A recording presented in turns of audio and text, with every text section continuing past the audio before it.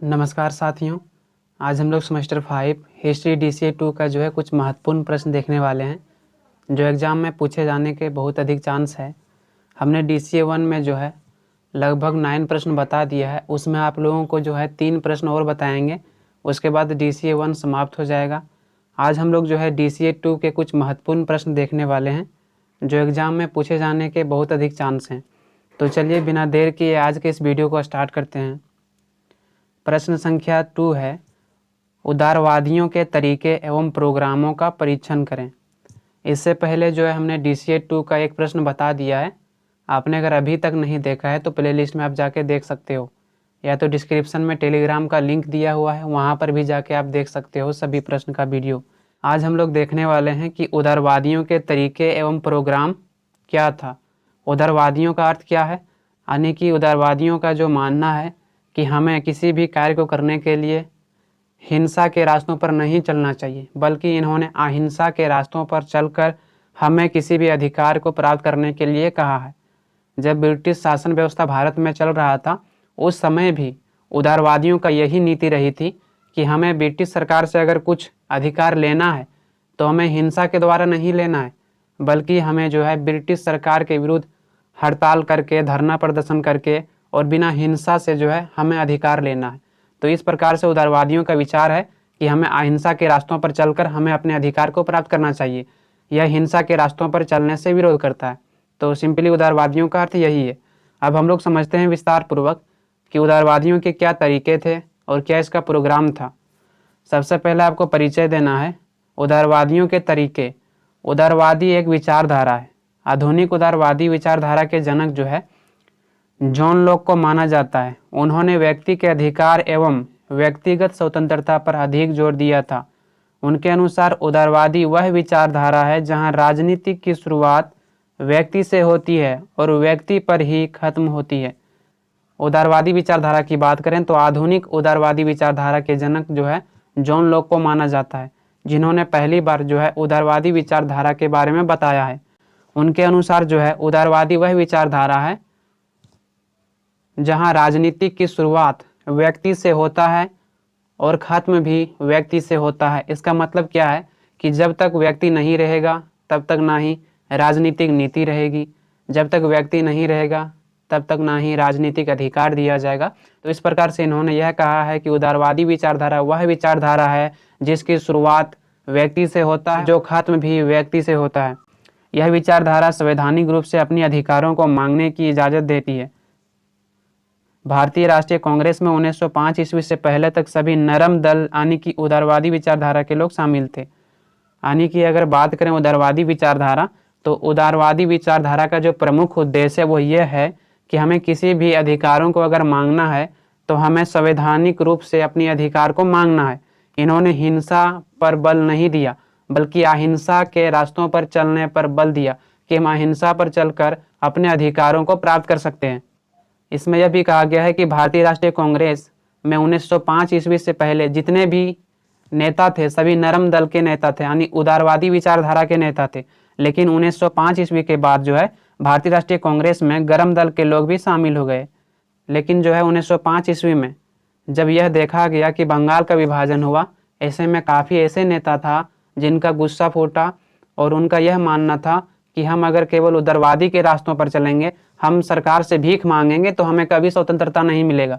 इसीलिए जो गरम दल के नेता थे उन्होंने कहा कि हम उदारवादियों की विचारधारा को नहीं मानेंगे, हम धरना प्रदर्शन करके हम अंग्रेजों के सामने हाथ जोड़कर अपने अधिकार को मांगेंगे तो हमें अपना अधिकार कभी नहीं मिलेगा। इसीलिए गरम दल के लोगों ने जो है उदारवादी विचारधारा को ना माना और इन्होंने जो है यह कहा कि हमें अंग्रेजों के साथ संघर्ष करना चाहिए, हमें अंग्रेजों के साथ लड़ना चाहिए, तभी हमें जो है अपना अधिकार मिलेगा, केवल हाथ फैलाने से हमें अधिकार नहीं मिलेगा। उस समय उदारवादी विचारधारा के प्रमुख राजनेता कौन कौन थे? तो थे दादा भाई नौरोजी, फिरोज शाह मेहता, दिनसा वाचा एवं सुरेंद्र नाथ बनर्जी। ये सभी जो है उदारवादी नेता थे। उदारवादी विचारधारा का प्रमुख उद्देश्य होता था कि गरीब अमीर उच्च एवं नीच धर्म सभी को समान अधिकार देना, किसी को विशेष आरक्षण ना देना। उदारवादी विचारकों के अनुसार मनुष्य एक सामाजिक प्राणी है और वह समाज में ही रहता है। ऐसे में आपसी टकराव होना आम बात है, क्योंकि उदारवादियों के अनुसार व्यक्ति स्वार्थी होता है और वह कई बार अपनी हितों की पूर्ति के लिए हिंसा का भी सहारा लेता है। उदारवादी विचारधारा का जो मुख्य उद्देश्य था वह यह था कि समाज में सभी व्यक्ति जो है एक समान है, चाहे गरीब हो, चाहे अमीर हो, चाहे स्त्री हो, चाहे पुरुष हो, सभी जो है एक समान है। इसीलिए हमें जो है राजनीतिक रूप से सभी को एक समान अधिकार मिलना चाहिए। इन्होंने यह कहा है कि मनुष्य जो है एक सामाजिक प्राणी है, ऐसे में सभी के साथ एक जैसा व्यवहार करना चाहिए। ऐसा नहीं कि किसी के साथ जो है विशेष अधिकार देना चाहिए तो किसी के साथ जो है हीन की नज़रों से देखा जाना चाहिए। उदारवादी विचारकों का मानना था कि समाज में जो है मनुष्य रहता है, ऐसे में जो है उनके बीच टकराव होना आम बात है, क्योंकि जितने भी लोग समाज में रहते हैं सभी एक समान नहीं होता है। कुछ ऐसे लोग होते हैं जो स्वार्थी होते हैं और वह अपने स्वार्थ के लिए जो है अन्य लोगों से संघर्ष करता है।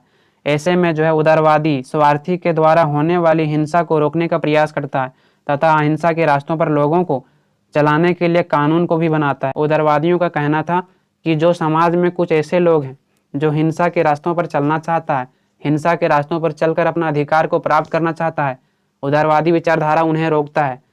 उदारवादियों का मानना है कि हिंसा के आधार पर हमें कोई अधिकार नहीं लेना चाहिए, बल्कि हमें अहिंसा के रास्तों पर चलकर अपना अधिकार प्राप्त करना चाहिए। एक प्रकार से उदारवादी विचारधारा के लोग अहिंसा के रास्तों पर चलकर अपना अधिकारों को प्राप्त करने के लिए कहता है। तो आप यहाँ पर समझ चुके होंगे कि उदारवादी विचारधारा क्या होता है। उदारवादी विचारधारा का जो प्रमुख उद्देश्य होता है वह यह है कि हमें किसी भी अधिकार को प्राप्त करने के लिए हिंसा नहीं करना चाहिए, बल्कि अहिंसा के रास्तों पर चलकर हमें अपने अधिकार को प्राप्त करना चाहिए। उसके बाद हम लोग पहला पॉइंट बनाते हैं कि उदारवादियों की राजनीतिक विचारधारा क्या थी। उदारवादियों के अनुसार व्यक्तियों पर किसी भी प्रकार का दबाव नहीं होना चाहिए, बल्कि उसे स्वतंत्र छोड़ देना चाहिए। स्वतंत्रता का मतलब यह है कि सरकार जनता पर बिना वजह के किसी भी प्रकार का दबाव ना डाले। उदारवादियों के अनुसार जो है यह कहा गया है कि व्यक्तियों पर जो है किसी भी प्रकार का दबाव नहीं होना चाहिए, बल्कि उन्हें पूरी तरह से स्वतंत्र छोड़ देना चाहिए। उन्हें सभी अधिकार प्राप्त होने चाहिए। स्वतंत्रता दो भागों में बांटा जा सकता है, सकारात्मक स्वतंत्रता तथा नकारात्मक स्वतंत्रता।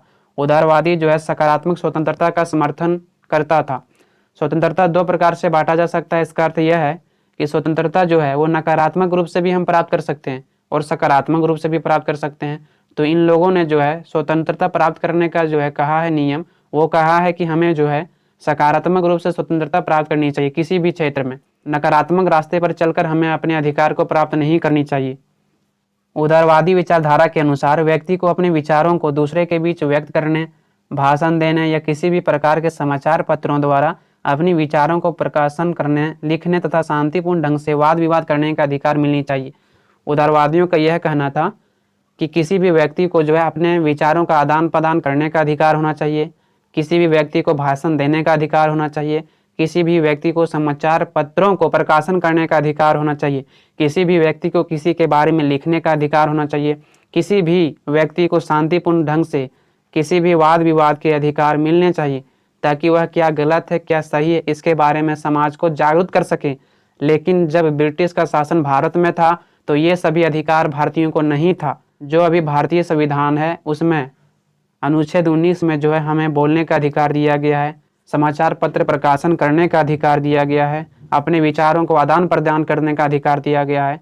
हम एक स्थान से दूसरे स्थान पर जो है आ जा सकते हैं, किसी भी स्थान पर जाके हम बस सकते हैं, कहीं पर अपना व्यवसाय कर सकते हैं। तो ये सभी अधिकार जो है हमें भारतीय संविधान के अनुच्छेद 19 में दिया गया है। लेकिन जब ब्रिटिश का शासन यहाँ पर चल रहा था उस समय ये सभी अधिकार भारतीयों को नहीं था। इसीलिए जो है उदारवादियों का कहना था ये सभी अधिकार हमें मिलनी चाहिए। उदारवाद के अनुसार प्रत्येक व्यक्ति को अपना जीवन जीने का तरीका स्वयं चुनने का अधिकार होना चाहिए। उदारवादियों का विचारधारा यह था कि किसी भी व्यक्ति को अपने अनुसार जीवन जीने का अधिकार होना चाहिए। उसके बाद हम लोग जो है दूसरा पॉइंट देखने वाले हैं, वो ये है उदारवादियों के द्वारा आर्थिक नीतियों की आलोचना। उदारवादियों ने जो है आर्थिक नीतियों का किस प्रकार से आलोचना किया था ब्रिटिश साम्राज्य में। उदारवादी नेता दादा भाई नौरोजी ने अपने पुस्तक में धन निष्कासन के बारे में बताया है। भारत में ब्रिटिश के शासन के दौरान अंग्रेजी सरकार ने भारतीय उत्पादों का उपयोग अपने हितों के लिए किया। इस प्रकार से धन निष्कासन का अर्थ है भारत के उत्पादों या संसाधनों का उपभोग ब्रिटिश के द्वारा अपने हितों के लिए करना, इसके बदले में भारत को कुछ भी प्राप्त न होना आर्थिक निकास या धन निष्कासन कहा गया है। दादा भाई नौरोजी ने जो है धन निष्कासन के बारे में बताया है। जब ब्रिटिश का शासन भारत में चल रहा था तो ऐसे स्थिति में भारत के जितने भी संसाधन है, जितने भी उत्पादन है, उनका जो है उपयोग ब्रिटिश अपने हितों के लिए कर रहा था। भारतीयों के हितों के लिए उन संसाधनों, उन उत्पादों का उपयोग नहीं कर रहा था। ब्रिटिश सरकार द्वारा अपने हितों के लिए यहाँ के संसाधनों और उत्पादों का उपभोग करना, उसके बदले में भारतीयों को किसी भी प्रकार का लाभ न मिलना धन निष्कासन है। ब्रिटिश सरकार भारत से कच्चे माल को इंग्लैंड भेज देता था, वहीं से दूसरों को निर्मित करके लाया जाता था, जिससे वह अधिक मुनाफा कमाता था। उदारवादियों ने यह शिकायत की थी कि भारत के संसाधनों का दोहन इंग्लैंड अपने हितों में कर रही है, इसलिए यहाँ के लोगों ने इस दोहन को रोकने की मांग की। ब्रिटिश सरकार जब भारत में अपने शासन व्यवस्था को चला रहा था, उस दौरान यहाँ पर जितने भी कच्चे माल थे, जैसे कि रेशम हो गया, कपास हो गया, जो इन सभी वस्तुओं को जो है इंग्लैंड भेज दिया जाता था और इंग्लैंड से वस्तु निर्मित करके फिर भारत लाया जाता था और इससे जो है वह बहुत अधिक मुनाफा कमा रहा था। किसानों पर भू राजस्व को कम करने के लिए उन्होंने जमीन की मालगुजारी को घटाने का सवाल पर निरंतर आंदोलन चलाया। इसकी कुछ मांगें इस प्रकार थी। भारत के कृषकों ने कम भू राजस्व कर को लेने के लिए कहा। भारत की आर्थिक दोहन को कम करना। ब्रिटिश सरकार द्वारा अपने सैनिकों का खर्च जो है भारतीय भू राजस्व जो प्राप्त होता था उन्हीं से चुकाया जाता था। उन्हें अपने पैसा से वेतन देने के लिए कहा गया। इसमें यह कहा गया है कि उदारवादी नेताओं ने यह मांग किया कि किसानों पर जो भू राजस्व अधिक बढ़ा दिया गया है उनको जो है कम किया जाए, जिसको मलगुजारी कहा जाता था। मलगुजारी मतलब होता है किसी भी कृषि के बदले में, किसी भी भूमि के बदले में जो अंग्रेजों द्वारा टैक्स लिया जाता था उनको मलगुजारी कहा जाता था। यही कहा गया था कि जो मलगुजारी है उनको घटा दिया जाए किसानों पर से। उसके बाद हम लोग देखते हैं प्रशासनिक सुधारों की मांग। उदारवादी नेताओं द्वारा भारतीयों को प्रशासन के सेवा में अधिक लोगों के भर्ती की मांग की, क्योंकि ऊंचे पदों में केवल अंग्रेज लोगों को ही नियुक्ति की जाती थी। भारतीयों को योग्यता के अनुसार ऊंचे पदों में नियुक्ति की मांग की। उदारवादी नेताओं द्वारा जो है प्रशासनिक क्षेत्रों में सुधार करने की मांग की। उदारवादी नेताओं का कहना था कि प्रशासन की सेवा में जो है भारतीयों को भी भर्ती किया जाए। पहले जितने भी ऊंचे पद थे उनमें केवल जो है ब्रिटिश अधिकारियों को नियुक्त किया जाता था। ऐसे में यहाँ के लोगों का कहना था ऊंचे पदों में जो है योग्यता के अनुसार भारतीयों को भी नियुक्ति की जानी चाहिए। भारतीयों ने प्रशासन के क्षेत्र में अधिक से अधिक लोगों के भर्ती की मांग की। इसीलिए किया क्योंकि अंग्रेज अधिकारी भारत से वेतन का एक बड़ा हिस्सा इंग्लैंड ले जा रहा था, जिससे भारत का धन अधिक मात्रा में निष्कासित हो रहा था। भारतीयों ने प्रशासन के क्षेत्रों में जो है अधिक से अधिक भारतीय लोगों को भर्ती करने की मांग की। इसलिए मांग किया क्योंकि यहाँ पर जितने भी अधिकारी थे अंग्रेज के, सारा वेतन भारतीय भू राजस्व से ही दिया जा रहा था। ऐसे में अंग्रेज अधिकारियों को जो है भारत का एक बड़ा हिस्सा वेतन के रूप में दिया जाने लगा था। ऐसे में यहाँ पर जो है धन की कमी होने लगी, यहाँ पर संसाधनों की कमी होने लगी। इसीलिए उदारवादी नेताओं का कहना था कि यहाँ से जो अत्यधिक मात्रा में धन का निष्कासन हो रहा है, ऐसे में जो है अब जो है अधिक से अधिक भारतीय लोगों को प्रशासन में नियुक्ति होनी चाहिए। भारत के अधिकारियों को इसलिए भी अधिक मात्रा में शामिल करने के लिए कहा जा रहा था क्योंकि अंग्रेज अधिकारियों की तुलना में भारतीयों को कम वेतन देना पड़ता था। ऐसे में अधिक मात्रा में भारतीय अधिकारी होने से भारत के संसाधन में बचत होती।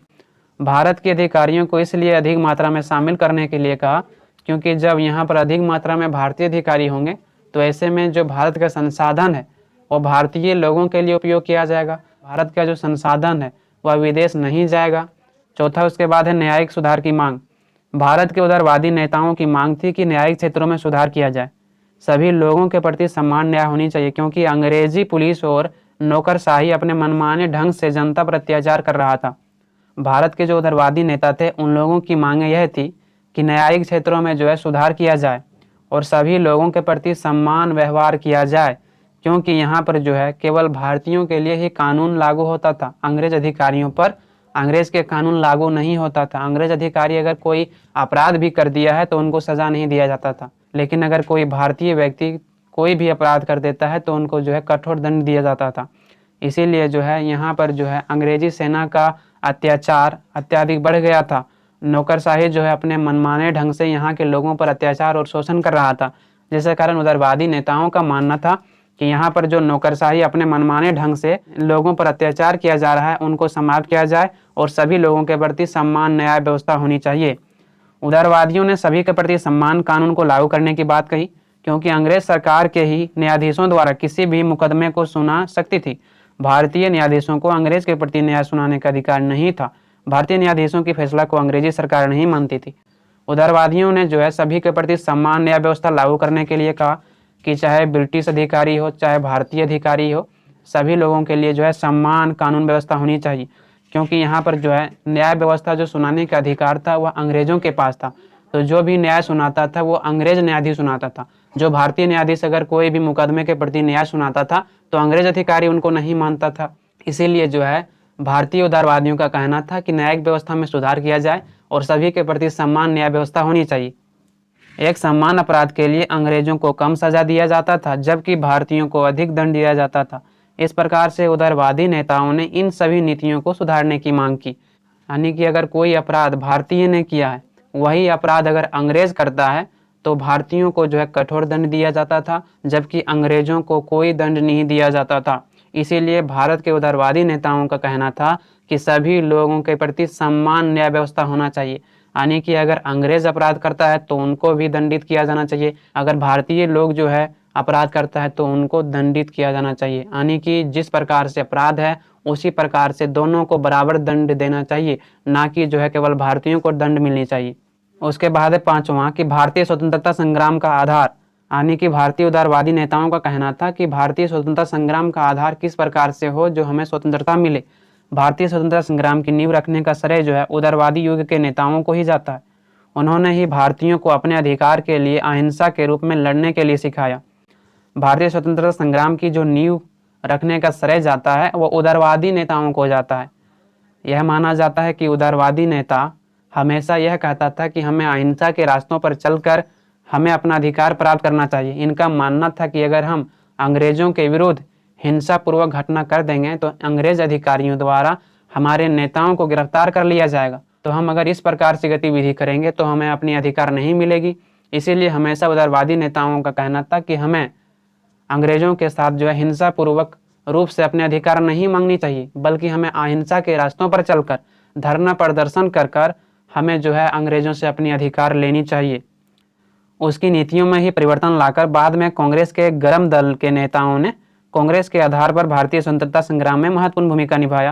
यानी कि उदारवादियों की नीतियों में परिवर्तन करके जो है कांग्रेस के जो गरम दल के लोग थे उन्होंने भारत में स्वतंत्रता संग्राम में महत्वपूर्ण योगदान दिया, जिसके कारण भारत एक स्वतंत्र राष्ट्र बना। गरम दल के नेताओं का मानना था कि हम अगर उदारवादी विचारधारा पर चलेंगे तो हमें कभी भी आज़ादी नहीं मिलेगी। हमें अहिंसा के रास्तों पर नहीं चलना है, बल्कि हमें अंग्रेजों का डट कर सामना करना है। अगर हम उनका डट कर सामना करेंगे तभी हमें स्वतंत्रता मिलेगा। हम अगर उनके सामने हाथ फैलाएंगे, उनके सामने हम भीख मांगेंगे हमें ये अधिकार दे दो, तो हमें अपना अधिकार कभी नहीं मिलेगा। इसीलिए जो कांग्रेस के गरम दल के लोग थे उन्होंने जो है अहिंसा के रास्तों पर चलने से विरोध किया, बल्कि यह कहा कि हमें अगर हिंसा भी करना पड़े तो हम करेंगे अपने अधिकार को पाने के लिए। हमें अंग्रेजों के साथ हाथ फैलाने से हमें स्वतंत्रता नहीं मिलेगा। एनी बेसेंट ने यह लिखी है कि नरम दल के नेताओं ने ही हमको इस योग्य बनाया है जिससे हम स्वतंत्रता की मांग ब्रिटिश सरकार के सामने रख सकें। एनी बेसेंट जो है उन्होंने यह लिखी है कि नरम दल के जो नेता है उन्होंने ही हमें इस योग्य बनाया है जिससे हमने स्वतंत्रता की मांग ब्रिटिश के समक्ष रख पाएँ।